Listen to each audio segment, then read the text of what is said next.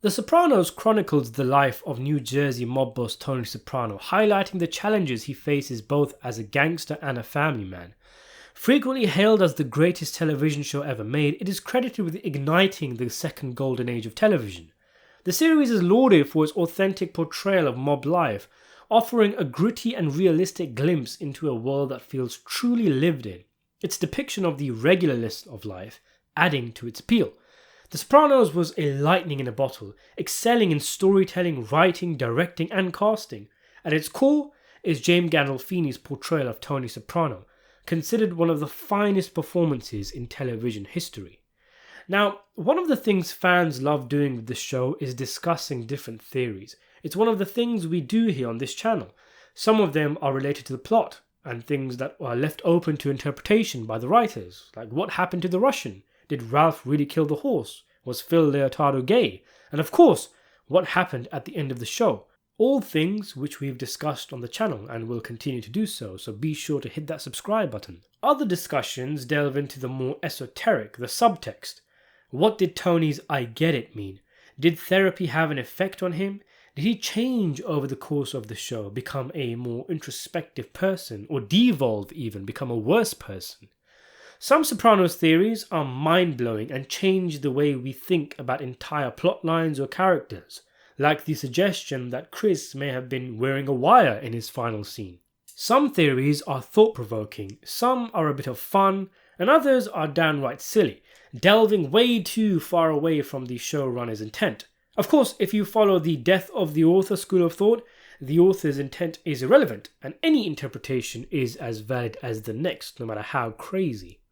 I wanted to share one such crazy theory with you, and it comes from the Talkin Sopranos podcast hosted by Steve Schirripa and Michael Imperioli. So there's some context needed here, because it makes it all the more funnier. Steve, who played Bobby Bacala on the show, has gotten himself a pretty poor reputation after the podcast. People found him grating and irritating. His constant interjections when interviewees were telling interesting stories was infuriating.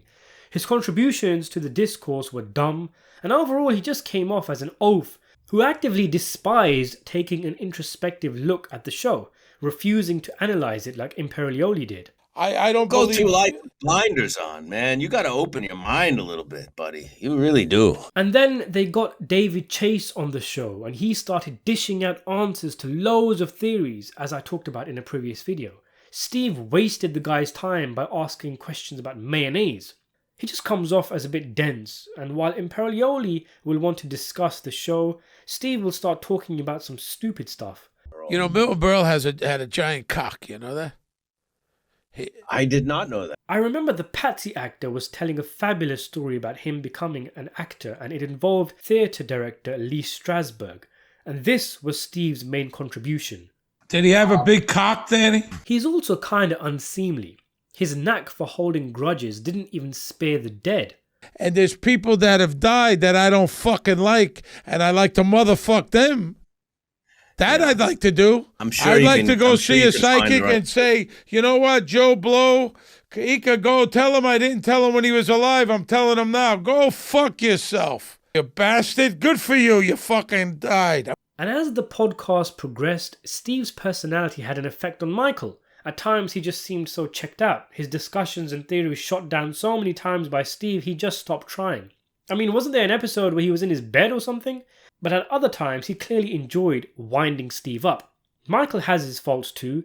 There's an air of tortured artist about him. He swings too far in the other direction. He keeps bringing up that this actor got their start from a gig on Broadway in 1962, and a lot of stuff nobody really cares about. But he was better than Steve.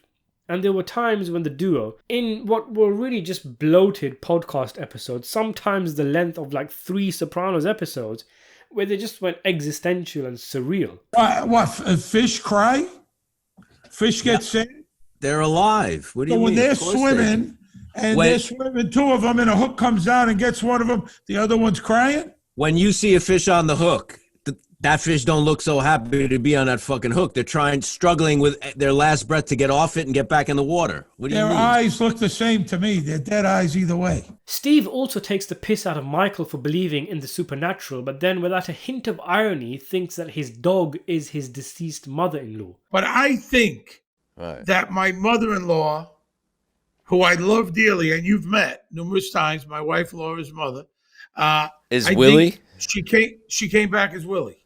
I'm not kidding you. Anyway, I'm getting a bit carried away here. It appears I've got an itch to make another video on the podcast. Maybe someday. If you could do better, have your own podcast, you motherfucker. But an additional context is that a mysterious viewer would write into the show, a guy simply known as AS, who would criticize Steve. Steve really hated the guy and refused to invite the guy on when AS kind of wanted it. But he also offered intriguing theories about the show. It's actually one of the more interesting subplots of Talking Sopranos, this mysterious writer who had some interesting ideas, but whose letters got increasingly critical and disheartened with Schirripa's inability to perform any analysis. And then AS just disappeared. He petered out. I think it could have been Alan Sepinwall, who is a TV critic and who wrote the book The Sopranos Sessions, though there's a few possibilities. And no, it wasn't me, as some people suggested in my video on the podcast. Check out this hilarious theory from AS regarding Bobby and Junior. I don't know if this was serious or if this was floated by AS by the time he got sick of Steve and was trying to drive him over the edge. Either way, it was pretty funny. They said, "Hi, Michael, please tell your buddy Steve to go easy there, laddie buck. Don't understand why he's so bent out of shape when the truth is right in front of your eyes. The cut to black in the last episode is Tony waking up from the dream. As you go through more and more of the episodes, this will become very apparent. At least it should. I'm not going to spoon feed you the signs along the way, but if you need, I can perhaps be persuaded to discuss it live as a guest on your show, which I am loving, by the way." Really? But for now, what, you don't want... Keep fucking going. Keep going. What else? Maybe we should have this guy, or unless it's David Chase, I don't want to fucking have the guy on. So if it's David Chase, I'll listen to it. I don't think it's David. But for now, please ask Steve. And this is where it gets really crazy. Yeah. If the maternal mothering elements of Bobby's character were deliberate choices by him, made with the understanding that Bobby is indeed a surrogate mother for Junior. The fat suit with breasts and a pregnant stomach, of course, being the more obvious of the clues, but go a little deeper, and it's clear. Junior was a Chasian avatar of Oedipus, sometimes pronounced Oedipus. Bacala is the fish, which of course corresponds to the tuna and sushi references Tony makes. Livia is indeed the mother that Junior wants to marry, but the moment she is incapacitated, Bobby arrives as her surrogate. Tony represents the father Oedipus wants to kill. Junior is most definitely impotent, cannot perform intercourse, which is why he relies solely on cunnilingus as his sexual expression. The most common position of such is lying prone in front of the woman's spread legs, mimicking an attempt at re-entering the womb. Junior's relationship to the maternal runs far deeper than Tony's. So my question is, if Steve was hip to all of this and interpreted it into his nurturing and protective physicality over Junior, or does Steve just do what's on the page? Either way, it works for me and was most effective. Over and out, boys. And P.S., I am not a pundit, although feel free to call me that. I like the name. In truth, I am a gentleman and a scholar. Yours truly, A.S., a.k.a. the pundit. Now, I'm thinking A.S. is Anthony Soprano, but it could also be... Give me that paper. Send me that paper and I'll wipe my ass with it. Because that is just a bunch of mumbo jumbo with a guy that got too much, unless that's from David Chase. I don't think it is. Writers, I don't want to hear it.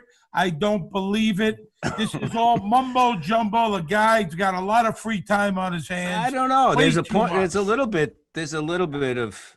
What, you believe it? I think there's something there, no? I think that you're breaking my balls because somewhere you like to rile me up. I don't like anything. I'm reading you what this person sent. I don't know. Yeah. Should I ignore it? Yeah, I'm going to breastfeed Junior. That's what America needs to see. I'll hold Junior in my arms with his bald head, and he can suck on my left tit. I guess that's what this guy's going deep. Honestly, They're going deep. They're looking in. They're really looking. yeah. It could be what Andy Schneider was a writer on the show. Diane Well, Frollo's if husband. it's Andy, call me. I like Andy very much. If not, send it to me. Next episode, I'll wipe my ass with it on camera. Al Sapienza. That's what I think about. I love Al Sapienza. Maybe it's him. And Annabella Sciorra could be. AS. So you fucking did all the homework about the initials. Amare Stoudemire. He's a big Soprano fan. No? How about Adam Schiff, the congressman? Arnold Schwarzenegger? Adam Sandler? Andy Serkis? Alex Sakharov was a DP. Maybe he was. He was our DP. Maybe it's him. Hilarious. But did you notice that AS suggested Junior was impotent? He actually called it, because the movie The Many Saints of Newark heavily implies this. And since you're still here, I've got a little bonus AS segment for you, for those who didn't sit through all the episodes of the podcast. This is the final letter from AS, and it was a cracking, perfect takedown of the podcast and a bullseye roast of Steve Schirripa. But guess what? We got a letter from AS. The final letter, I think, ever. Actually, it's a letter to Andy, and he's writing us off, and I don't know. I just, this is it, I think. This guy. Fuck this guy. I just think it's kind of, he wrote it to Andy. Oh, you think, you're amused by this guy. I'm not amused. I'm amused that he's so fucking relentless. He says, Dear Saint Andrew, I do not use the title sarcastically because to work with these two beauties week in and week out must take the patience of the beatified. So much potential did this podcast hold. So many opportunities did I offer to help raise it above the morass of shallow and glib celebrity self-promotion, and all for naught. Oh, that's bullshit. A super fan contest? Really? So your solution, your effort to raise the bar is to hand the mic over to the great unwashed rabble of catchphrase quoting Reddit rats. Why not go for broke and hire one of the thousands of slipshod Paulie Walnut impersonators? It seems that's where it's all quickly heading. You wanted it, you got it, to quote Mr. DeAngelis. I wash my hands of this podcast, my proposition forever withdrawn. Frankly, I don't know how much more I could take of these two showbiz show-offs and their de-evolution into the famous phone numbers and famous phalluses. I am constantly amazed, for all his regular guy knock-around Brooklyn bravado, how incredibly thin-skinned Schirripa is. It seems his ego has all the strength of spun sugar filigree. Yeah, well, fuck you. Fuck you. And he says, this guy with his big fucking words. Navigating meeting Steve apparently requires more protocol than an audience with Her Majesty the Queen. If one doesn't apply the proper pressure, extend with the expected angle, or looks askance, forgets unnecessary flattery, bowing and scraping, Mr. Schirripa will banish you forever to douchebag purgatory. This from a man whose dying wish is to settle every score, slight, and insult, and go out in a public blaze of bile, bitterness, and bad blood. I pity him. But as vexing and disturbing as Steve may be, there is no one on the planet who annoys me more than Imperioli. A person who's... Why are you giving this guy fucking a person whose 5 minutes of our time, Michael? Every impulse and instinct is motivated in proving how cultured, woke, and hip, in quotations, he is. Michael, relax, pal. We all enjoy your work. Let's not show all our cards and keep a few to the vest. Take a breath from your relentless, exhausting, self-promotional tour on social media, in the press, and on the pod. It's a pathetic look and makes you out to be a desperate once was, holding on to the sheer cliff's edge of whose bottom is showbiz oblivion and irrelevance. It happens to the best of them, and no amount of indie bands, off-Broadway plays, tofu, metaphysics, and pseudoscience can save you. So, St. Andrew, I bid you adieu. Stick a fork in them. They're done. A.S. So there you have it. I hope you enjoyed that. For more Sopranos videos, be sure to subscribe to the channel, hit the notification bell to stay up to date, and thanks for watching.